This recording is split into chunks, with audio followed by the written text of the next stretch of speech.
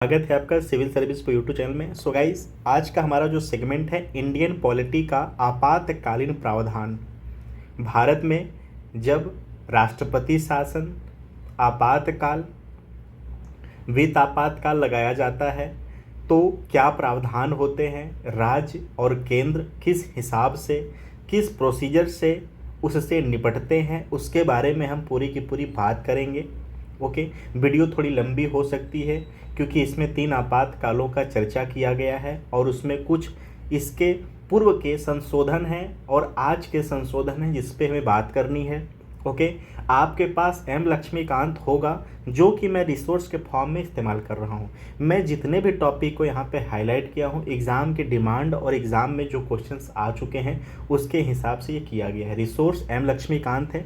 अगर आपके पास एम लक्ष्मीकांत है तो आप उससे हाईलाइट करिए, उसको पढ़े ही होंगे। आपके पास जो भी इंडियन पॉलिटी की बुक है आप उससे भी पढ़ सकते हैं। ओके, देखिए इसका बस आपके एग्ज़ाम के लिए सिर्फ इतना सा हेल्प होगा कि अगर आप इसको ऑडिबल फॉर्म में या 1-2 बार सुन लेंगे तो जब एग्ज़ाम में आप बैठेंगे तो अगर इससे संबंधित कोई क्वेश्चन आता है तो आपको ऑप्शन को एलिमिनेट करने में काफ़ी हेल्पफुल ये वीडियो होगा।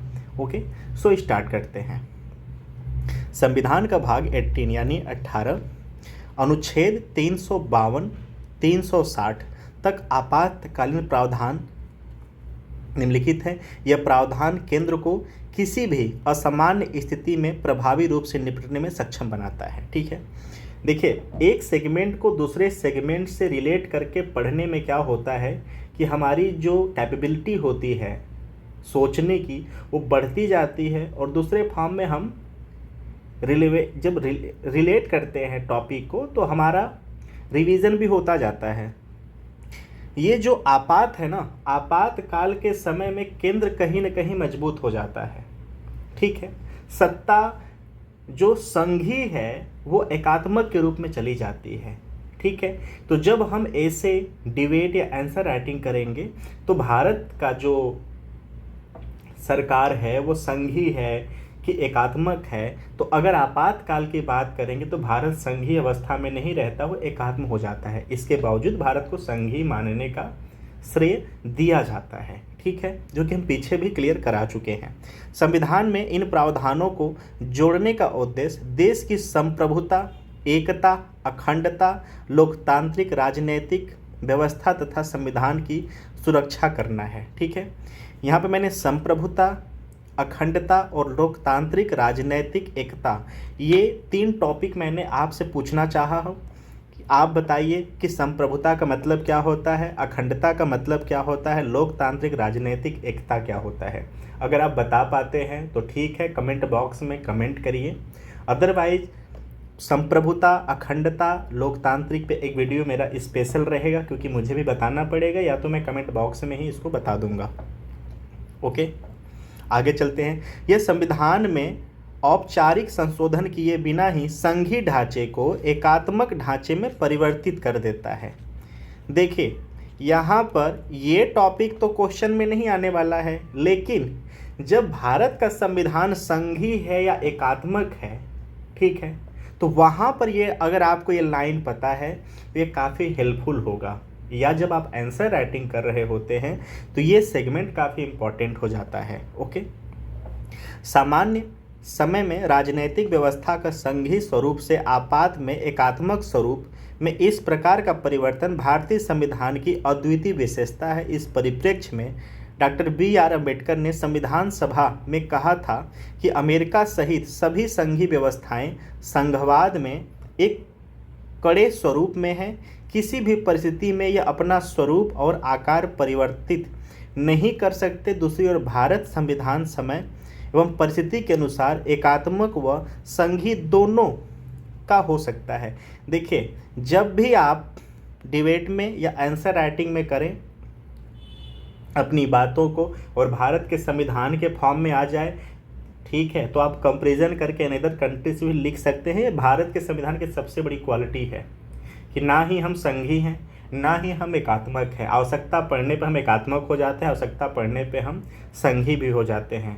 और जो लोग पिछले वीडियो को नहीं देखे हैं इंडियन पॉलिटी का, वहाँ पे मैंने संघीय और एकात्मक करा चुका है। देखिए संघीय वो होता है जिसमें सेंटर यानी केंद्र और क्षेत्रीय सरकार, राज्य सरकार को शक्तियां दी गई होती हैं, और एकात्मक में भी संघीय केंद्र और राज्य या क्षेत्रीय सरकार को शक्तियां दी गई होती हैं। बस डिफरेंस इतना होता है कि संघीय में कंपलसरी है कि 2 सरकार रहेगा, 3 सरकार रहेगा अपने अपने लेवल पे, क्षेत्रीय लेवल पे, राज्य के स्तर पे, केंद्र के स्तर पे, लेकिन इसमें शक्तियों का विभाजन होता है। ये बताया गया होता है कौन सी शक्ति किसके दायरे में आती है। लेकिन एकात्मक में क्या होता है, जो केंद्र सरकार है वो राज्य सरकार की स्थापना कर भी सकता है, नहीं भी कर सकता। वो प्रशासन के सुविधा के अनुसार देखता है कि करना चाहिए कि नहीं करना चाहिए, नंबर 1। नंबर 2, जब शक्ति विभाजन की बात आती है तो शक्ति विभाजन वहाँ पर नहीं होता है। केंद्र का आदेश क्षेत्रीय और राज्य स्तर पर भी लागू होता है। तो ये डिफरेंस है संघीय में और एकात्मक में। अगर वीडियो आपने पिछला देखा है तो आपको वहाँ से क्लियर हो जाएगी कि संघीय सरकार क्या होता है और एकात्मक सरकार क्या होता है। ठीक है, क्लियर। इस प्रकार निर्मित किया गया है कि सामान्यतः यह संघीय व्यवस्था के अनुरूप कार्य करता है, परंतु आपात में यह एकात्मक के रूप में कार्य करने लगता है। ठीक है, संविधान में 3 प्रकार के आपात को निर्दिष्ट किया गया है। नंबर 1, युद्ध, बाह्य आक्रमण और सशस्त्र विद्रोह के आपात, जो कि आर्टिकल 352, आर्टिकल 352 ये याद रखना। बाह्य आक्रमण, सशस्त्र विद्रोह, ठीक है, युद्ध, क्लियर, जिसको कि हम आपातकाल कहते हैं, आपातकाल, ठीक है, के नाम से जाना जाता है। किंतु संविधान में इस प्रकार के आपात के लिए आपातकाल की घोषणा का वाक्य प्रयोग किया गया है। ठीक है। नंबर 2, राज्यों में संवैधानिक तंत्र की विफलता के कारण आपात को राष्ट्रपति शासन अनुच्छेद 356 के नाम से जाना जाता है। इसे 2 अन्य नामों से भी जाना जाता है, राज्य आपातकाल या संवैधानिक आपातकाल। किंतु संविधान में इस स्थिति के लिए आपातकाल शब्द का प्रयोग नहीं किया गया। अपनी हम सुलभता के लिए इसका इस्तेमाल करते हैं, इसमें आपात का शब्द इस्तेमाल नहीं किया गया है। संवैधानिक विफलता या राज्य आपात, ठीक है। भारत की वित्तीय स्थायित्व अथवा साख के खतरे के कारण अधिरोपित आपातकाल वित्तीय आपात है, जो कि आर्टिकल 360 है। ठीक है, तो हमने यहाँ पर आर्टिकल 352, आर्टिकल 356 और आर्टिकल 360 ये वित्तीय है और ये संवैधानिक विफलता, संवैधानिक विफलता, क्लियर। देखिए, 1 लाइन टू 1 लाइन कनेक्ट करके बिल्कुल स्टेबिलिटी के साथ चीज़ों को देखिए। अगर नोट्स बना रहे हैं तो नोट्स, आई होप कि आप नोट्स नहीं बनाएंगे, क्योंकि आपके पास एम लक्ष्मीकांत होगा और एम लक्ष्मीकांत अपने आप में ही एक बुक है, उसमें कुछ भी नया नहीं लिखना होता है। आप बस अगर नहीं हाईलाइट किए हैं तो मैं कहता हूँ कि हाईलाइट मत करना, ठीक है, क्यों बुक को ख़राब करना। बस एक हिसाब से बस इसको देखते रहो, आप खुद ही आपको रिलेट करने के जिस दिन कैपेबिलिटी आ गई ना, फिर आपको ज़्यादा परेशान होने की आवश्यकता नहीं होगी।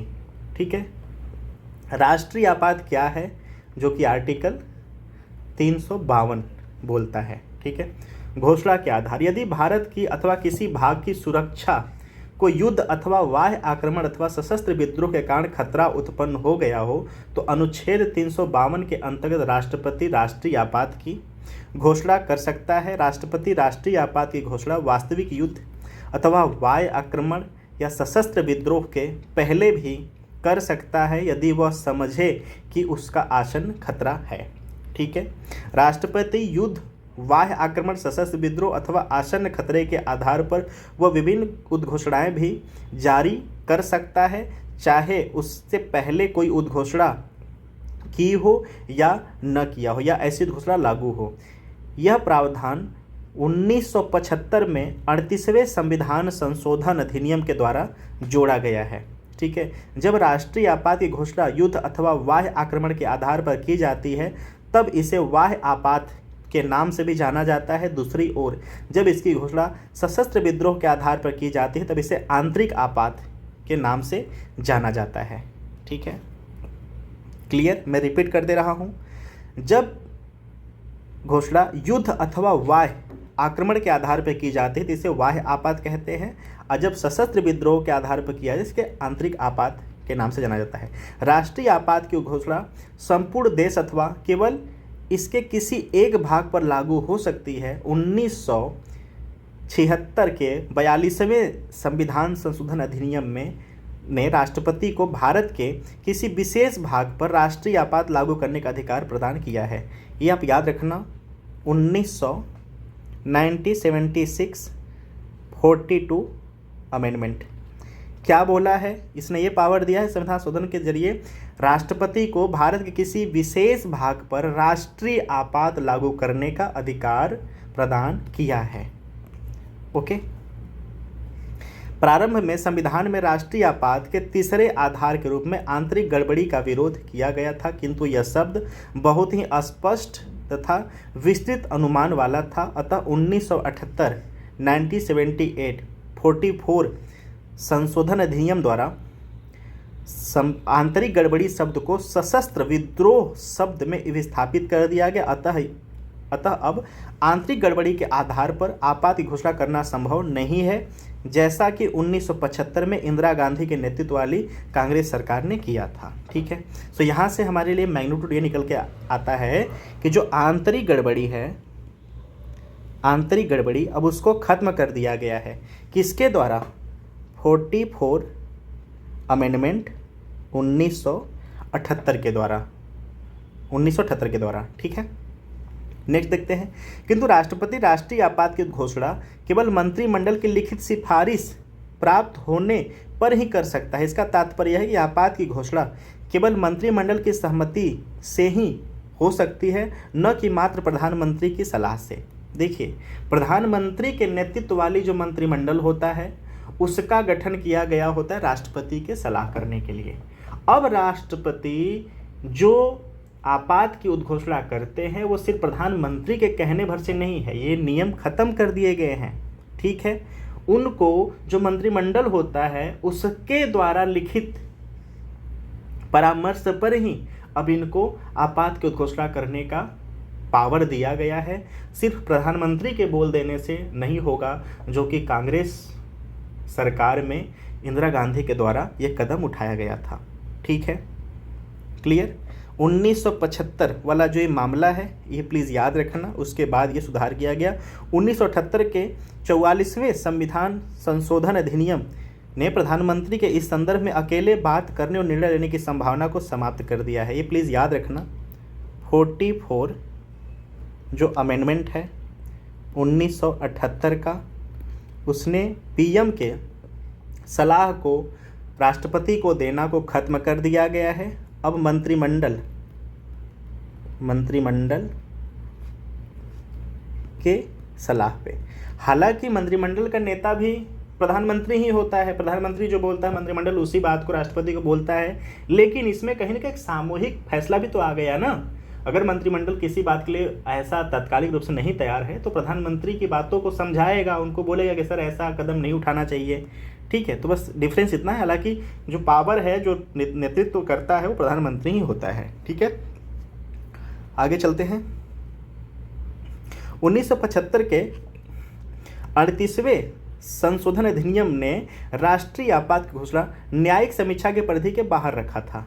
ठीक है, याद रखना 1975 तक जो 38वां अमेंडमेंट था, ठीक है, राष्ट्रीय आपात न्यायिक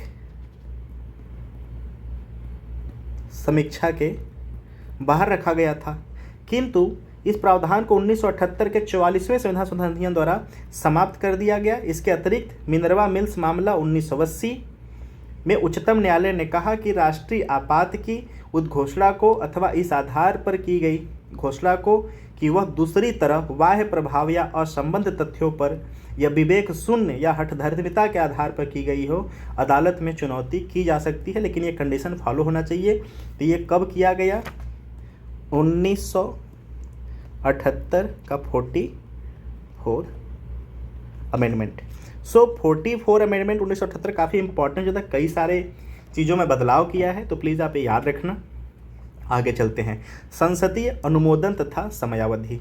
संसद के दोनों सदनों द्वारा आपात की घोषणा जारी होने के 1 माह के भीतर अनुमोदित होना आवश्यक है। प्रारंभ में संसद द्वारा अनुमोदन के लिए दी गई समय सीमा 2 माह थी, किंतु 1978 के 44वें संशोधन अधिनियम द्वारा इसे घटाया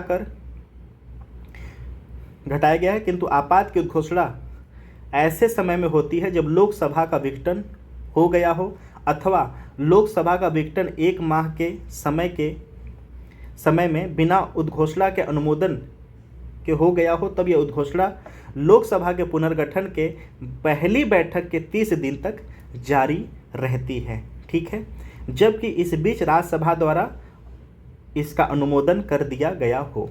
ठीक है, ये लाइन मैं रिपीट कर दे रहा हूँ, प्लीज़ आप याद रखना। ठीक है, क्लियर। जब लोकसभा का विघटन हो गया हो, ठीक है, जब लोकसभा का विघटन हो गया हो अथवा लोकसभा का विघटन 1 माह के समय में बिना उद्घोषणा के अनुमोदन के हो गया हो, तब उद्घोषणा लोकसभा के पुनर्गठन के बाद पहली बैठक के 30 दिन तक जारी रहेगी। देखिए, कहने का मतलब ये है कि दोनों सदनों में आपात का उद्घोषणा जारी होना चाहिए और 1 माह के भीतर अनुमोदित होना चाहिए। ठीक है, उसके बाद अगर लोकसभा का विघटन हो जाता है, सरकार गिर जाती है, ठीक है, तो जब अगली गिर जाती है, लेकिन राज्यसभा तो कभी नहीं विघटित होता है, तो वहाँ से अनुमोदन पास होना चाहिए, उद्घोषणा पास होना चाहिए। जब लोकसभा का नया गठन होता है तो पहली बैठक के 30 दिन तक ये जारी रहता है, उसके बाद ये आपात खत्म कर दिया जाता है। ठीक है, यह संसद के दोनों सदनों में इसका अनुमोदन हो गया हो तो आपात का 6 माह तक जारी रहेगा। प्रत्येक 6 माह में संसद में अनुमोदन से इसे अनंत काल के लिए बढ़ाया जा सकता है। ये लाइन स्टेट पीसीएस में आ चुका है। ठीक है, मैं रिपीट कर दे रहा हूँ। दोनों सदनों में इसका अनुमोदन हो गया हो तो आपातकाल 6 माह तक जारी रहता है एक बार में। प्रत्येक 6 माह में संसद के अनुमोदन से इसे अनंत काल के लिए बढ़ाया जा सकता है, 6 महीने के लिए। ठीक है, आवधिक संसदीय अनुमोदन का यह प्रावधान भी 1978 के 44वें संशोधन अधिनियम द्वारा जोड़ा गया। इसके पहले आपात एक बार संसद द्वारा अनुमोदन के पश्चात मंत्रिमंडल की इच्छानुसार प्रभावी रह सकता था।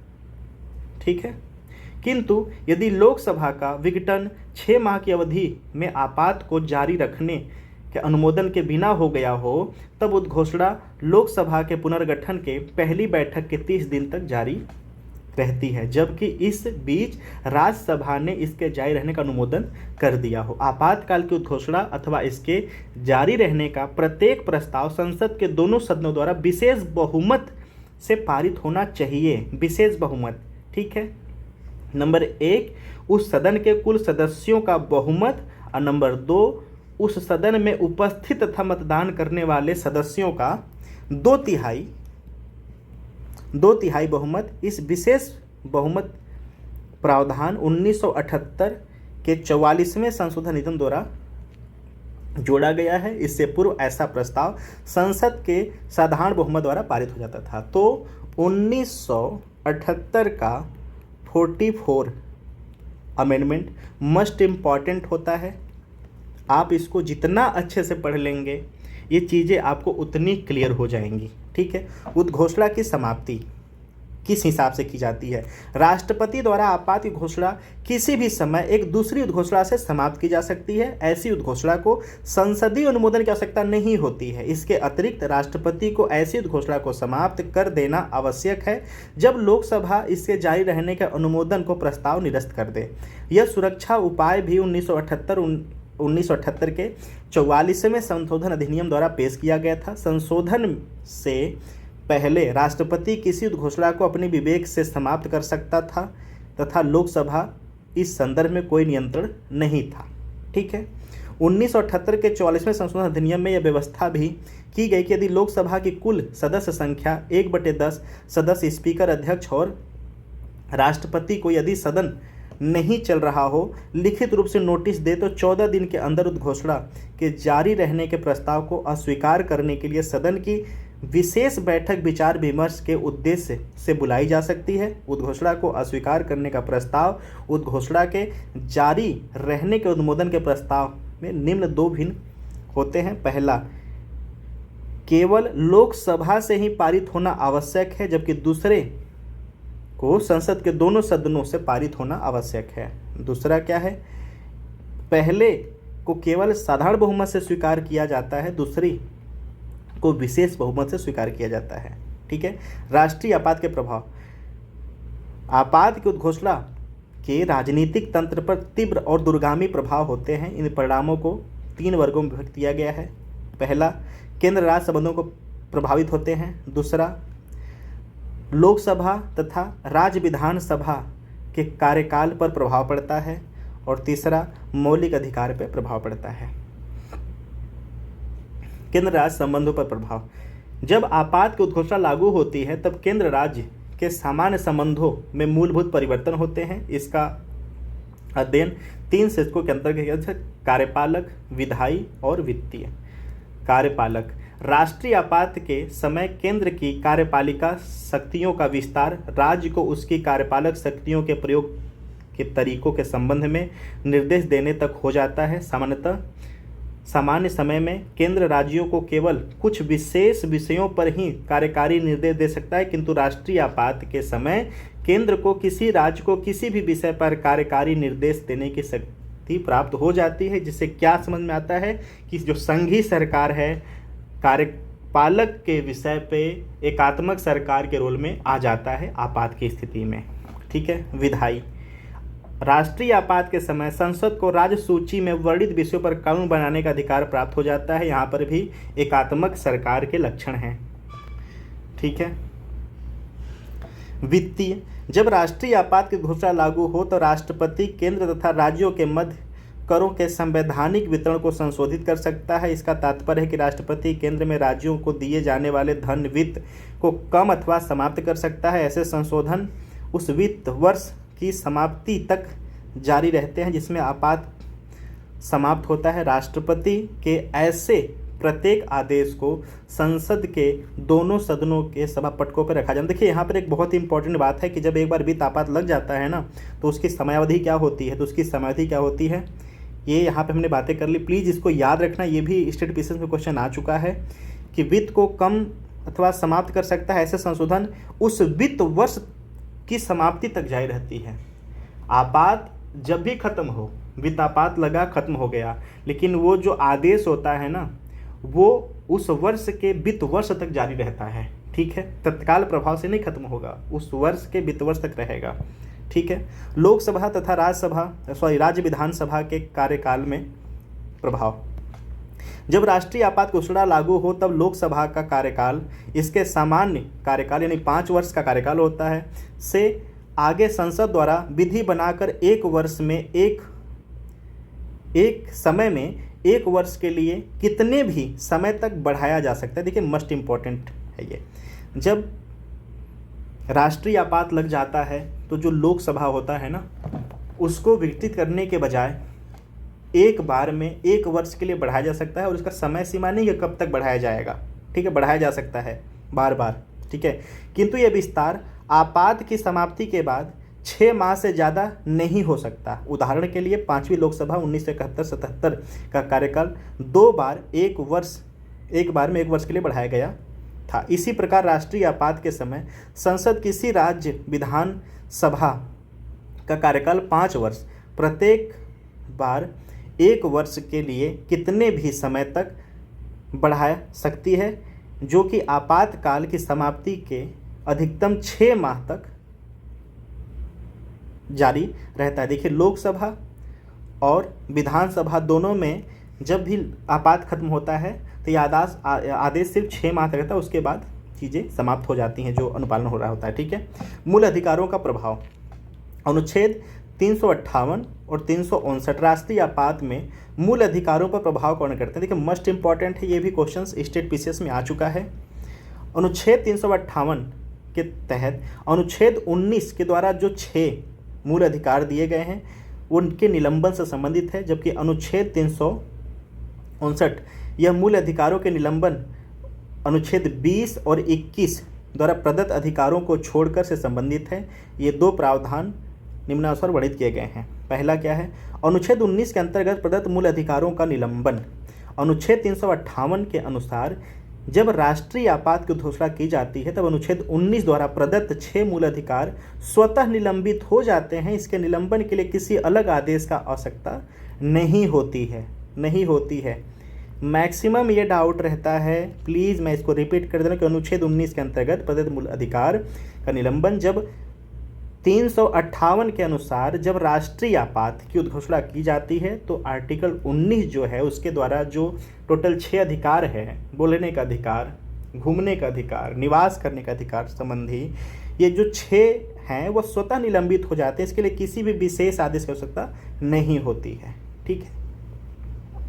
जब राष्ट्रीय आपात की घोषणा लागू होती है तब राज्य अनुच्छेद 19 द्वारा लगाए गए प्रतिबंधों से स्वतंत्र हो जाता है। दूसरे शब्दों में राज्य अनुच्छेद 19 द्वारा प्रदत्त 6 मूल अधिकारों को कम अथवा हटाने के लिए कानून बना सकता है अथवा कोई कार्यकारी निर्णय ले सकता है। ऐसे किसी कानून अथवा कार्य को इस आधार पर कि अनुच्छेद 19 द्वारा प्रदत्त 6 मूल अधिकारों का उल्लंघन है को चुनौती नहीं दी जा सकती है। जब राष्ट्रीय आपात समाप्त हो जाता है तो अनुच्छेद 19 स्वतः पुनर्जीवित हो जाता है तथा प्रभाव में आ जाता है। आपातकाल के बाद अनुच्छेद 19 के विपरीत बना कोई कानून अप्रभावी हो जाता है, किंतु आपात के समय हुई किसी भी चीज़ का प्रतिकार भरपाई नहीं होता है। यहाँ तक कि आपातकाल के बाद भी इसका तात्पर्य है कि आपातकाल में किए गए विधायी तथा कार्यकारी निर्णय को आपात के बाद भी चुनौती नहीं दी जा सकती। 1978 के 44वें संशोधन अधिनियम ने अनुच्छेद 358 की संभावना पर 2 प्रकार से प्रतिबंध लगा दिया है। प्रथम, अनुच्छेद 19 द्वारा प्रदत्त 6 मूल अधिकारों को युद्ध अथवा बाह्य आक्रमण के आधार पर घोषित आपात में ही निलंबित किया जा सकता है, न कि सशस्त्र विद्रोह। देखिए मस्ट इम्पॉर्टेंट है। ठीक है, यहाँ से मैक्सिमम कन्फ्यूज़न होता है। मैं रिपीट कर दे रहा हूँ कि 1978 का जो 44वां संशोधन अधिनियम है 358 की संभावना पर 2 प्रकार से प्रतिबंध लगा देता है। पहला क्या है कि जो 19 के तहत 6 मूल अधिकार है ना, युद्ध अथवा बाह्य आक्रमण के आधार पर घोषित आपात में ही निलंबित की जा सकती है, न कि सशस्त्र विद्रोह के आधार पर। यहाँ पे प्लीज़ नोट कर लेना कि ठीक है 300 जो आर्टिकल 358 है, ठीक है, ये 1978 के 44 अमेंडमेंट के द्वारा एक बात कही गई है, ठीक है, कि जो आर्टिकल 19 के 6 फंडामेंटल राइट है ना, उनको ख़त्म किया जा सकता है। ठीक, लेकिन उसमें कुछ लिमिटेशंस दे दी गई हैं। वो लिमिटेशन कुछ इस प्रकार है कि युद्ध अथवा बाह्य आक्रमण के आधार पर, ठीक है, न कि सशस्त्र विद्रोह। ठीक है, युद्ध और बाह्य आक्रमण। अगर सशस्त्र विद्रोह है, ठीक है, तो यहाँ पर आर्टिकल 19 खत्म नहीं किया जाएगा। ठीक है, प्लीज़ आप नोट डाउन कहीं कर लेना इसको।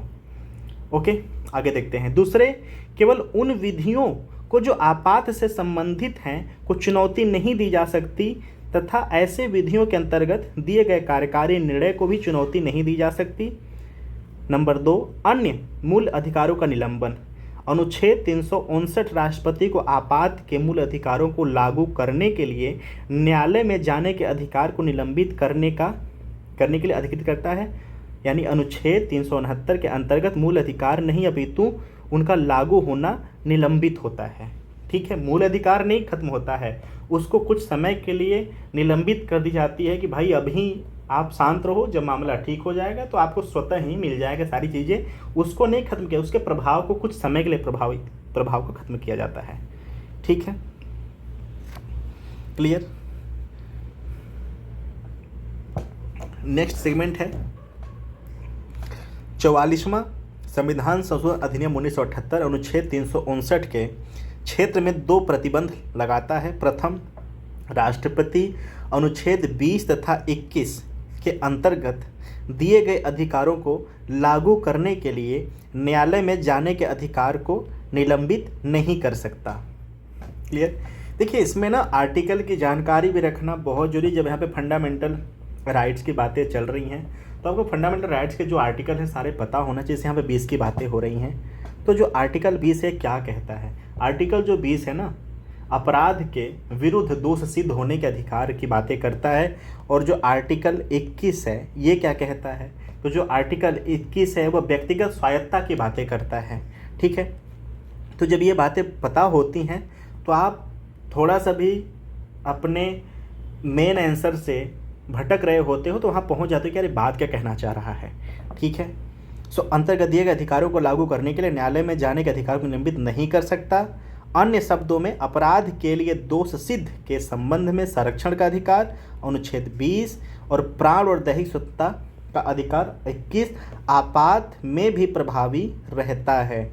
तो ये भी क्वेश्चन आ सकता है कि जब आपात लगता है तो ऐसे कौन से आर्टिकल हैं जिस पे प्रभाव नहीं पड़ता है। तो आप याद रखना कि आर्टिकल 20 और आर्टिकल 21 की बातें की जा रही हैं। और जो आर्टिकल 19 है, आर्टिकल 19 उसमें ये बातें साफ साफ कही गई हैं कि उस पे सारे कंडीशन लागू होंगे, लेकिन जब सशस्त्र विद्रोह की बात आ जाती है तो वहाँ पर 19 खत्म नहीं होता है। ठीक है, हमने ऊपर देखा है। ये प्लीज़ याद रखना, प्लीज़ याद रखना। यहाँ से मैक्सिमम कन्फ्यूज़न क्रिएट हो जाता है कि युद्ध अथवा बाह्य आक्रमण के आधार पर घोषित आपात में ही निलंबित किया जा सकता है, न कि सशस्त्र विद्रोह। ठीक है, तो वहाँ पर अगर सशस्त्र विद्रोह आ गया तो ये बोलना है आप कि जो आर्टिकल 19 है वो निलंबित नहीं होता है और 20 और 21 परमानेंट जीवित रहते हैं। ठीक है, आगे चलते हैं। अनुच्छेद 358 और 359 में अंतर। अनुच्छेद 358 केवल अनुच्छेद 19 के अंतर्गत मूल अधिकारों से संबंधित है, जबकि 359 उन सभी मूल अधिकारों से संबंधित है जिसका राष्ट्रपति के आदेश द्वारा निलंबन हो जाता है। नंबर 2, अनुच्छेद 358 स्वतः ही आपात की उद्घोषणा होने पर अनुच्छेद 19 के अंतर्गत मूल अधिकारों को निलंबन कर देता है। दूसरी ओर अनुच्छेद 359 मूल अधिकारों का निलंबन स्वतः नहीं करता। यह राष्ट्रपति को यह शक्ति देता है कि वो मूल अधिकारों के निलंबन को लागू करे। ठीक है, नेक्स्ट सेगमेंट है अनुच्छेद 358 केवल बाह्य आपात, जब युद्ध और बाह्य आक्रमण के आधार पर आपात घोषित किया जाता है में लागू होता है, न कि आंतरिक आपात, जब सशस्त्र विद्रोह के कारण आपात घोषित किया गया हो।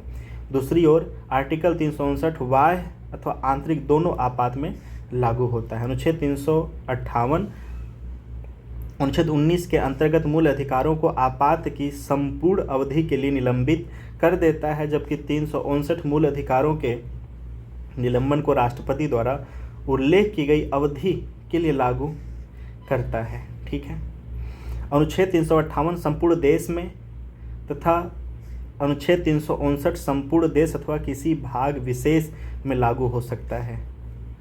ठीक है, अनुच्छेद 358 अनुच्छेद 19 को पूर्ण रूप से निलंबित कर देता है, जबकि अनुच्छेद 359 अनुच्छेद 20 और 21 को निलंबन को लागू नहीं करता है। क्लियर। सो आई होप कि आपको इस सेगमेंट समझ में आया होगा। अब तक की गई घोषणाएं, इस प्रकार आपात की अभी तक 3 बार 1962, 1971 और 1975 में घोषणाएं किए गए हैं। पहला राष्ट्रीय आपात अक्टूबर 1962 में नेफा नॉर्थ ईस्ट फ्रंटियर एजेंसी, जो कि अब अरुणाचल प्रदेश में चीनी आक्रमण के कारण लागू किया गया था। यह जनवरी 1968 तक जारी रहा। ठीक है, दूसरा आपात दिसंबर 1971 में पाकिस्तान के आक्रमण के फलस्वरूप जारी रहा। यद्यपि यह आपात प्रभावी था, किंतु एक तीसरा राष्ट्रीय आपात जून 1975 में लागू हुआ। दूसरी तथा तीसरी दोनों आपात की घोषणाएं मार्च 1977 में समाप्त हुआ। पहली 2 आपात घोषणाएं 1962 और 71 बाह्य आक्रमण के आधार पर था, जो कि तीसरा आपात की घोषणा 1975 आंतरिक उपद्रव, जो कि कांग्रेस पार्टी का, इंदिरा गांधी का जो सरकार था, इमरजेंसी लागू की गई थी। लेकिन याद रखना कि दूसरा और तीसरा का जो एंडिंग डेट था वो सेम था। क्लियर। आपात के बाद 1977 में हुए लोकसभा चुनाव में इंदिरा गांधी के नेतृत्व में कांग्रेस पार्टी पराजित हुई और जनता दल सत्ता में आया। इस सरकार ने 1975 में घोषित आपात के कारणों तथा परिस्थितियों का पता लगाने के लिए सह आयोग का गठन किया। आयोग ने आपात को तर्कसंगत नहीं बताया, अतः 44वें संशोधन 1978 में लाया गया। इससे आपातकालीन अधिकारों के दुरुपयोग को रोकने के लिए कई उपाय लगाए गए। ठीक है, नेक्स्ट है हमारा राष्ट्रपति शासन। ठीक है, आर्टिकल 355 केंद्र को इस कर्तव्य के लिए विवश करती है कि प्रत्येक राज्य सरकार संविधान की प्रबंध व्यवस्था के अनुरूप ही कार्य करेगी। इस कर्तव्य के अनुपालन के लिए केंद्र अनुच्छेद 356 के अंतर्गत राज्य में संविधान तंत्र के विफल हो जाने पर राज्य सरकार को अपने नियंत्रण में ले सकता है। ठीक है, यह सामान्य रूप से राष्ट्रपति शासन के रूप में जाना जाता है। इसे राज्य आपात या संवैधानिक आपात भी कहा जाता है। सो ये इसका आर्टिकल याद रखना कि यह 356 की बातें कर रहा है। संवैधानिक विफलता जब राज्य में हो जाता है तो जो केंद्र सरकार है वो सत्ता राज्यपाल के थ्रू अपने हाथों में ले लेता है। ठीक है, क्लियर। राष्ट्रपति राज्य के राज्यपाल रिपोर्ट के आधार पर या दूसरे ढंग से राज्यपाल के विवरण के बिना भी प्रतिक्रिया कर सकता है। अनुच्छेद 365 के अनुसार यदि कोई राज्य केंद्र द्वारा दिए गए निर्देशों का पालन करने या उसे प्रभावी करने में असफल होता है तो राष्ट्रपति के लिए विधि संगत होगा कि वह इस स्थिति को संभाले जिससे अब राज्य सरकार संविधान के प्रबंधन व्यवस्था के अनुरूप नहीं चल रही है। ठीक है, तो आर्टिकल 365 भी याद रखना। इन दोनों में डिफरेंस इतना है कि 356 संवैधानिक विफलता की बातें करता है और जो 65 है जब केंद्र के अनुपालन बातों को राज्य सरकार नहीं मानता है।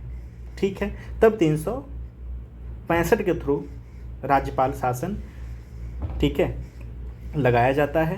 क्लियर। संसदीय अनुमोदन तथा समयावधि। राष्ट्रपति शासन के प्रभाव को घोषणा जारी होने के 2 माह के भीतर इसका संसद के दोनों सदनों द्वारा अनुमोदन हो जाना चाहिए। यदि राष्ट्रपति शासन का घोषणा पत्र लोकसभा में विघटित होने के समय जारी होता है, यदि राष्ट्रपति शासन का घोषणा पत्र लोकसभा के विघटन होने के समय जारी होता है या लोकसभा के 2 माह के भीतर बिना घोषणा पत्र स्वीकृति के विघटित हो जाती है, तब घोषणा पत्र लोकसभा की पहली बैठक के 30 दिन तक बना रहता है, बशर्ते राज्यसभा ने इसे निश्चित समय में स्वीकृत कर दिया हो। यदि दोनों सदन द्वारा स्वीकृत हो गया हो तो राष्ट्रपति शासन 6 माह तक चलता है।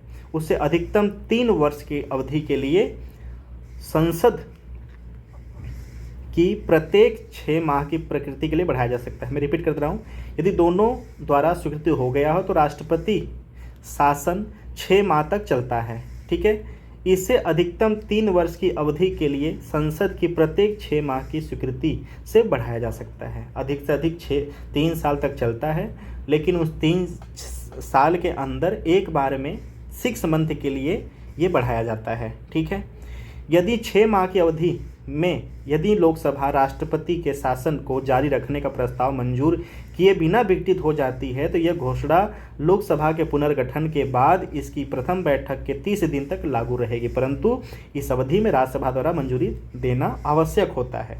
राष्ट्रपति शासन की घोषणा को मंजूरी देने वाला प्रत्येक प्रस्ताव किसी भी सदन द्वारा सामान्य बहुमत द्वारा पारित किया जा सकता है। देखिए वहाँ पर विशेष बहुमत है, ठीक है, आपातकाल में विशेष बहुमत है, यहाँ पे सामान्य बहुमत की बातें की जा रही है, अर्थात सदन के सदस्यों की उपस्थिति और मतदान में बहुमत होना चाहिए। 44वें संविधान संशोधन अधिनियम 1978 में संसद द्वारा राष्ट्रपति शासन को 1 वर्ष के बाद भी जारी रखने की शक्ति पर प्रतिबंध लगाने के लिए प्रावधान जोड़ा गया। अतः इसमें प्रावधान किया गया है कि 1 वर्ष के पश्चात राष्ट्रपति शासन को 6 माह के लिए केवल तब बढ़ाया जा सकता है जब निम्नलिखित दो परिस्थितियां पूरी हों। नंबर 1, यदि पूरे भारत में अथवा पूरे राज्य या उसके किसी भाग में राष्ट्रीय आपात की घोषणा की गई हो। और नंबर 2, चुनाव आयोग यह प्रमाणित करे कि संबंधित राज्य में विधानसभा के चुनाव के लिए कठिनाइयां उपस्थित हो। तो देखिए वहाँ पर जो 3 साल का था कि मैक्सिमम 3 साल तक रहेगा और एक बार में 6 मंथ बढ़ाया जाएगा, उसको 44वें संविधान संशोधन 1978 में बदला गया और ये कहा गया कि सिर्फ 1 वर्ष के पश्चात राष्ट्रपति शासन को 6 माह के लिए केवल तब बढ़ाया जा सकता है जब निम्नलिखित 2 परिस्थितियां पूरी हों। यदि पूरे अथवा किसी एक सीमित भाग में, यानी पूरे भारत में या पूरे राज्य में उसके किसी भाग में राष्ट्रीय आपात की घोषणा की गई हो, या चुनाव आयोग यह प्रमाणित करे कि संबंधित राज्य में विधानसभा के चुनाव के लिए कठिनाई उपस्थित है। ठीक है, ये 2 बातें फुलफिल होंगी तभी उसको बढ़ाया जाएगा। ठीक है, राष्ट्रपति द्वारा राष्ट्रपति शासन की घोषणा को किसी भी समय परिवर्तित घोषणा द्वारा वापस लिया जा सकता है। ऐसी घोषणा के लिए संसद की अनुमति की आवश्यकता नहीं होती। अगर ये राष्ट्रपति को संतुष्टि हो जाती है कि उद्घोषणा करके जो राज्यपाल शासन है, राष्ट्रपति शासन को खत्म कर दिया जाए तो कर सकता है। इसके लिए किसी संसद की आवश्यकता नहीं पड़ेगी, किसी उद्घोषणा की आवश्यकता नहीं पड़ेगी। राष्ट्रपति शासन के परिणाम। जब किसी राज्य में राष्ट्रपति शासन लागू होता है तो राष्ट्रपति को निम्नलिखित असाधारण शक्तियाँ प्राप्त हो जाती हैं। नंबर 1, वह राज्य सरकार के कार्य अपने हाथ में ले लेता है और उसे राज्यपाल तथा अन्य कार्यकारी अधिकारियों के शक्ति प्राप्त हो जाती है। नंबर 2, यह घोषणा कर सकता है कि संसद राज्य विधायिका की शक्ति का प्रयोग कर सकेगी। देखिए यहाँ पर भी एकात्मक सरकार की बातें आ गई संघीय सरकार से हटके। ठीक है, जब राज्य में राष्ट्रपति शासन लागू हो तो राष्ट्रपति मुख्यमंत्री के नेतृत्व वाली मंत्रिपरिषद को भंग कर देती है तथा राज्य का राज्यपाल राष्ट्रपति के नाम पर राज्य सचिव की सहायता से अथवा राष्ट्रपति द्वारा नियुक्त किसी सलाहकार की सहायता से राज्य का प्रशासन चलाता है। यही कारण है कि अनुच्छेद 356 के अंतर्गत की गई घोषणा को राज्य में राष्ट्रपति शासन कहा जाता है। इसके अतिरिक्त राष्ट्रपति राज्य विधानसभा को विघटित अथवा निलंबित कर सकता है। संसद राज्य के विधेयक और बजट प्रस्ताव पारित करता है। ठीक है, राष्ट्रपति अथवा संसद अथवा अन्य किसी विशेष प्राधिकरण द्वारा बनाया गया कानून राष्ट्रपति शासन के पश्चात भी प्रभाव में रहेगा। अर्थात ऐसा कोई कानून जो इस अवधि में प्रभावी है राष्ट्रपति शासन की घोषणा की समाप्ति पर अप्रभावी नहीं होगा, परंतु इसे राज्य विधायिका द्वारा वापस या परिवर्तित अथवा पुनः लागू किया जा सकता है। ये सेगमेंट प्लीज याद रखना है आप। ठीक है, कि जब भी कोई बातें यहाँ पर कर दी जाती हैं, कोई विशेष कानून लाया जाता है तो वह जब राष्ट्रपति शासन खत्म होता है ना, तो वो कानून खत्म नहीं होते हैं। हाँ, इसके लिए 2-3 बातें कही गई हैं। वो ये है, ठीक है, कि राष्ट्रपति शासन की घोषणा की समाप्ति पर अप्रभावी नहीं होगा, परंतु इसे राज्य विधायिका द्वारा वापस अथवा परिवर्तित अथवा पुनः लागू किया जा सकता है। ठीक है, क्लियर। राष्ट्रपति शासन की अवधि से संबंधित उच्च न्यायालय की स्थिति स्तर शक्तियाँ कार्य प्रभावी होती हैं। यानी जब भी राष्ट्रपति राज्यपाल के थ्रू शासन को चलाता है तो वहाँ पर सारी बातें, सारी जो पावर है वो केंद्र के अंतर्गत तो आ जाता है, लेकिन जो न्यायालय है उसकी भूमिका स्वतंत्र रहती है। वही बातें यहाँ पे की जा रही, मैं रिपीट कर रहा हूँ। ठीक है, कि यहाँ बात यह ध्यान देने योग्य है कि राष्ट्रपति को संबंधित उच्च न्यायालय की शक्तियाँ प्राप्त नहीं होती हैं और वह उनसे संबंधित संवैधानिक प्रावधानों को निलंबित नहीं कर सकता। अन्य शब्दों में राष्ट्रपति शासन की अवधि में संबंधित उच्च न्यायालय की स्थिति, स्तर, शक्ति, कार्य प्रभावी रहती है। ठीक है, अनुच्छेद 356 का प्रयोग वर्ष 1950 से अब तक 100 बार से अधिक बार राष्ट्रपति शासन का प्रयोग किया जा चुका है, अर्थात औसतन प्रत्येक वर्ष में 2 बार। ठीक है, चलो ये हमारे लिए इम्पोर्टेंट नहीं है। राष्ट्रपति शासन का प्रयोग मनमाने ढंग से राजनैतिक व व्यक्तिगत कारणों से किया गया है। अतः अनुच्छेद 356 संविधान का सबसे विवादास्पद और आलोचनात्मक प्रावधान बन गया है। ठीक है, अब इसके बारे में बहुत सारे विचारकों की बातें कही गई हैं, वो हमारे लिए इम्पोर्टेंट नहीं है। अगर आपको इसके लिए ज़्यादा जानकारी रखनी है तो प्लीज़ आप इसको भी पॉज करके और अपने बुक से पढ़ सकते हैं कि इसके बारे में क्या आलोचना की गई है, क्या बातें की गई हैं। ठीक है, हमारे लिए सिर्फ सेगमेंट इम्पॉर्टेंट है, उस पर हम चलते हैं। ठीक है, B.R. अम्बेडकर ने संविधान सभा में इस प्रावधान के आलोचकों को उत्तर देते हुए आशा व्यक्त की कि अनुच्छेद 356 की यह उग्र शक्ति एक मृतक पत्र की भांति ही रहेगी और इसका प्रयोग अंतिम समाधान के रूप में किया जाएगा। ठीक है, तो ये था वक्तव्य B.R. अम्बेडकर का आर्टिकल 356 के परिप्रेक्ष्य में। ठीक है, न्यायिक समीक्षा की संभावना है। ठीक है, 1978 के 44वें संशोधन के इस प्रावधान को समाप्त कर दिया गया कि राष्ट्रपति संतुष्टि और न्यायिक समीक्षा से परे नहीं है। यानी कि 356 अगर लगाया जाता है और न्यायालय को लगता है कि भैया इस पे डिबेट किया जा सकता है, इस पे न्यायालयिक चैलेंज किया जा सकता है तो किया जाएगा। ठीक है, इससे छूट नहीं दिया गया है। और किसमें किया गया? 1978 के 44 अमेंडमेंट के द्वारा। ठीक है, मुंबई मामले 1994 में उच्चतम न्यायालय ने अनुच्छेद 356 के अंतर्गत राष्ट्रपति शासन लागू करने के संबंध में निम्नलिखित निर्णय दिए थे। राष्ट्रपति शासन लागू करने की राष्ट्रपति की घोषणा को न्यायिक समीक्षा योग्य है। ठीक है, अभी तक हो चुका है।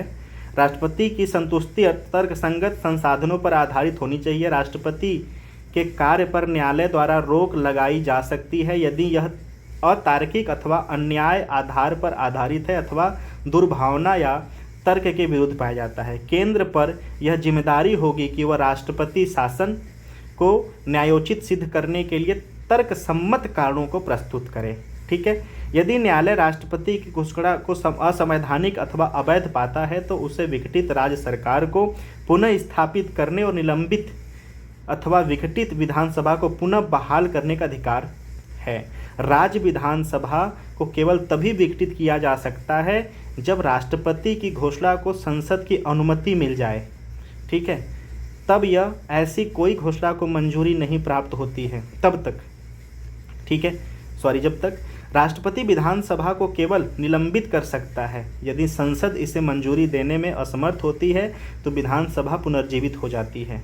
धर्मनिरपेक्षता संविधान का मूल विशेषता है। अतः यदि कोई राज्य सरकार सांप्रदायिक राजनीति करती है तो इसे अनुच्छेद के अंतर्गत इसे कार्रवाई की जा सकती है। ठीक है, ये देखिए डिफरेंस है राष्ट्रीय आपात 352 और राष्ट्रपति शासन 356। प्लीज़ आप इसको देख लेना। ये पूरा एक समग्र चार्ट के रूप में दिया, हम उसको ऊपर देख चुके हैं, बहुत भलीभांति तरीके से देख लिए हैं। ठीक है, सो हमें लगता है कि इसको पढ़ना चाहिए। अगर आपको इसको नेसेसरी है तो ये चार्ट जरूर बना लेना है आप। ठीक है, क्लियर? बस 2 पेज और बचे हैं, बस थोड़ा सा पेशेंस बना के रखिए। ठीक है, किसी राज्य में राष्ट्रपति शासन का प्रयोग निम्नलिखित परिस्थितियों में उचित होगा। नंबर 1, जब आम चुनावों के बाद विधानसभा में किसी भी दल को स्पष्ट बहुमत प्राप्त न हो अर्थात त्रिशंकु विधानसभा हो। नंबर 2, जब बहुमत प्राप्त दल सरकार बनाने से इनकार कर दे, हालांकि ऐसा तो कोई करेगा नहीं, ठीक है, लेकिन कर दे, और राज्यपाल के समक्ष विधानसभा में स्पष्ट बहुमत वाला कोई गठबंधन न हो। नंबर 3, जब मंत्रिपरिषद त्याग पत्र दे दे और अन्य कोई दल सरकार बनाने का इच्छुक न हो, हालांकि ऐसा भी आज के समय में नहीं है, लेकिन अगर कर देता है, ठीक है, तब 356 के तहत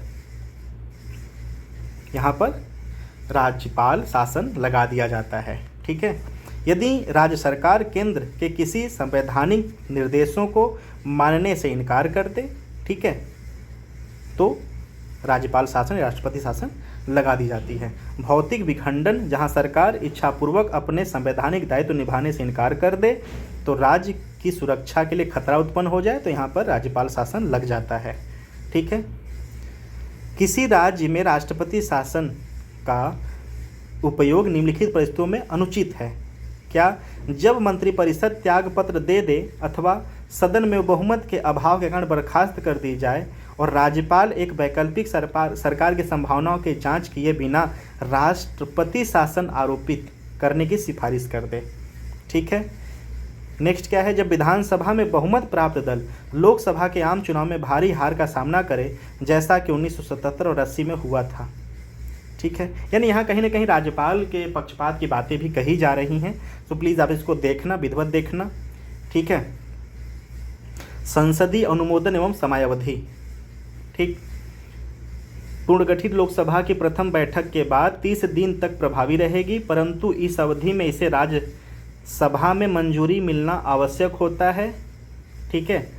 और 30 दिन के बाद जो नवनिर्वाचित लोकसभा होता है उसके 30 दिन के बाद ये स्वतः खत्म हो जाता है।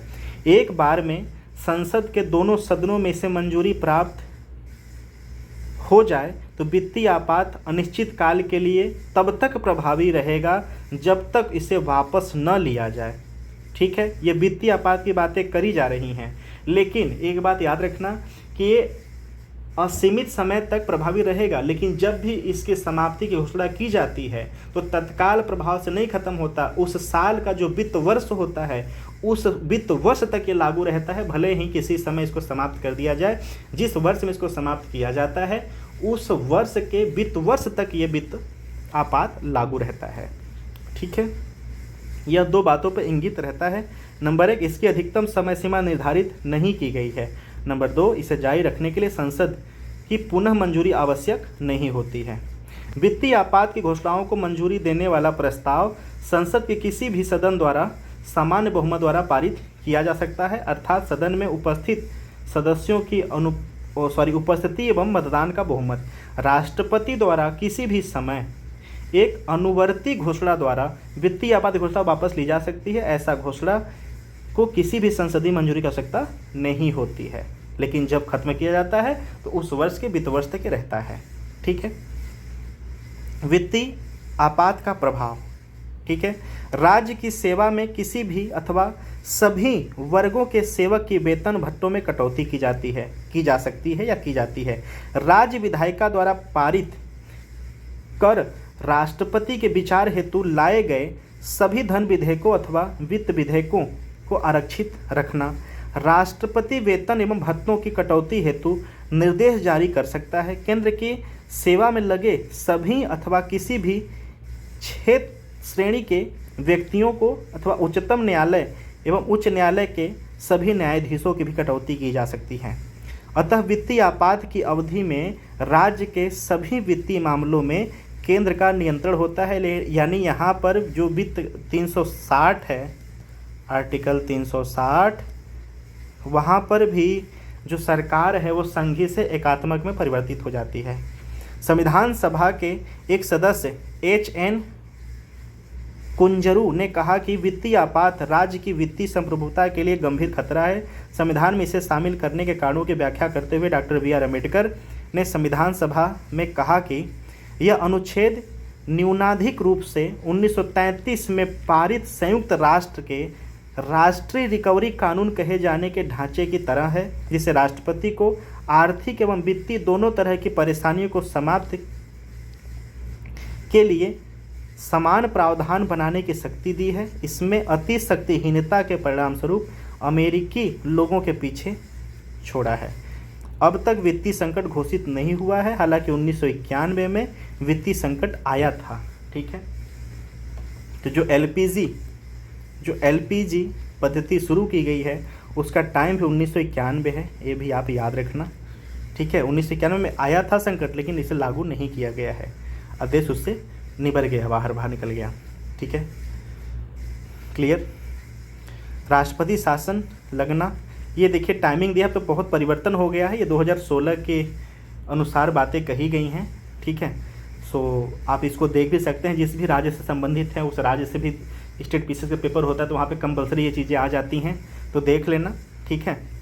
और बाकी यहाँ पर आपात प्रावधान संबंधी अनुच्छेद हैं। 352 हमने देख लिया। ठीक है।